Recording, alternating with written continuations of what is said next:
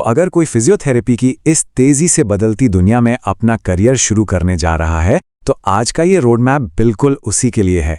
किसी भी नए स्टूडेंट के लिए ये जानना बहुत ही जरूरी है कि इस प्रोफेशन का भविष्य कैसा होने वाला है और आगे कौन सी नई संभावनाएं इंतजार कर रही हैं।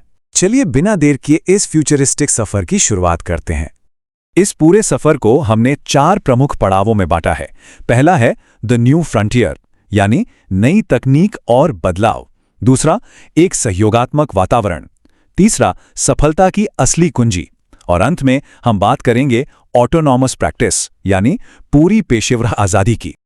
चलिए सबसे पहले बात करते हैं द न्यू फ्रंटियर की, जहां तकनीक और डेमोग्राफिक्स मिलकर पूरा खेल बदल रहे हैं। पहले क्या होता था? ट्रीटमेंट का सीधा सा मतलब था एक ट्रेडिशनल क्लिनिक और आमने सामने की मुलाकात। लेकिन अब पिक्चर में आ चुका है द वर्चुअल फ्रेमवर्क।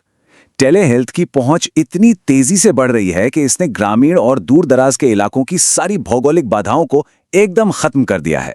अब घर बैठे रिमोट असेसमेंट और वर्चुअल सेशंस हो रहे हैं। सोचिए, जिन लोगों तक पहले पहुंचना मुश्किल था, अब उन्हें आसानी से हेल्थ केयर मिल रही है। ये अपने आप में एक बहुत बड़ा गेम चेंजर है। और हां, बात सिर्फ वीडियो कॉल्स तक ही सीमित नहीं है। वर्चुअल रियलिटी यानी VR ने इस पूरे एक्सपीरियंस को एक अलग ही लेवल पर पहुंचा दिया है। जरा कल्पना कीजिए, उन्हीं पुरानी और उबाऊ एक्सरसाइजेस की जगह अब पेशेंट्स को एक इमर्सिव एनवायरनमेंट मिलता है। इससे होता क्या है, एक तो उनका मोटिवेशन कई गुना बढ़ जाता है, और दूसरा, हर एक पेशेंट की विशिष्ट जरूरत के हिसाब से उनके रिहैबिलिटेशन प्रोटोकॉल्स को बिल्कुल कस्टमाइज किया जा सकता है ना कमाल की बात। लेकिन इन सभी नई तकनीकों के पीछे एक बहुत बड़ी वजह है, और वो है हमारी बढ़ती उम्र की आबादी। पूरी दुनिया में बुजुर्गों की संख्या में एक जबरदस्त उछाल आ रहा है। इसका सीधा सा मतलब है कि मस्कुलोस्केलेटल प्रॉब्लम्स और पुरानी बीमारियों की मांग आसमान छू रही है।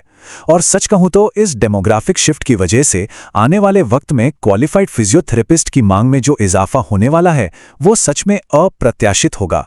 इससे हम आते हैं अपने दूसरे पड़ाव पर, द कोलैबोरेटिव एनवायरनमेंट, यानी मल्टी डिसिप्लिनरी केयर।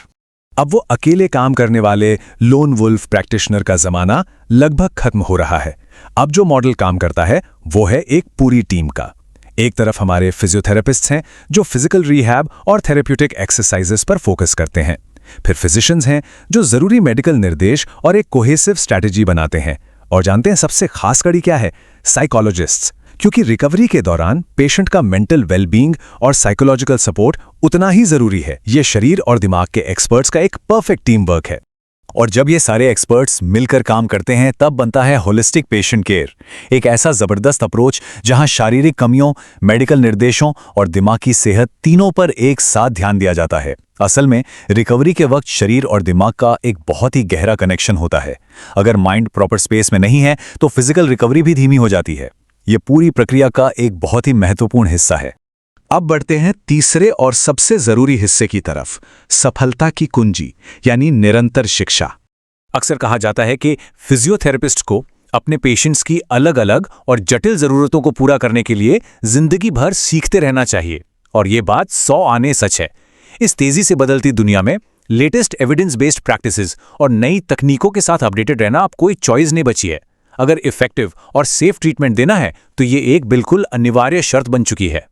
तो ये लाइफ लॉन्ग लर्निंग का रास्ता असल में दिखता कैसा है?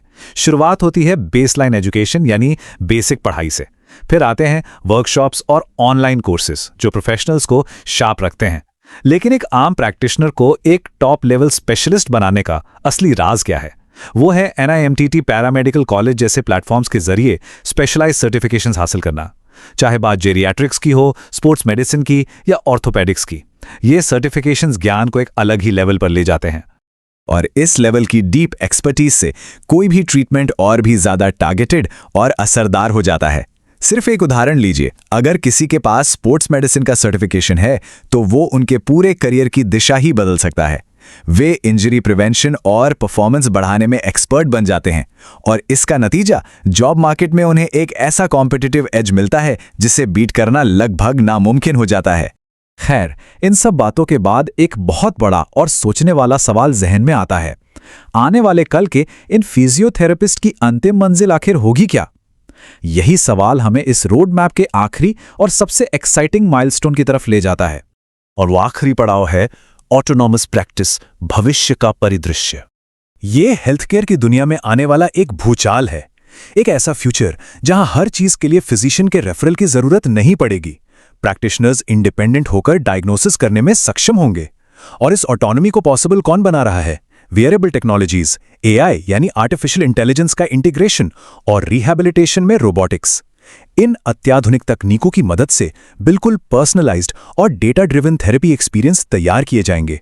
असल में ये डेटा और तकनीक ही वो ताकत है जो इस ऑटोनमस प्रैक्टिस को सुरक्षित और अत्यधिक प्रभावी बनाएगी।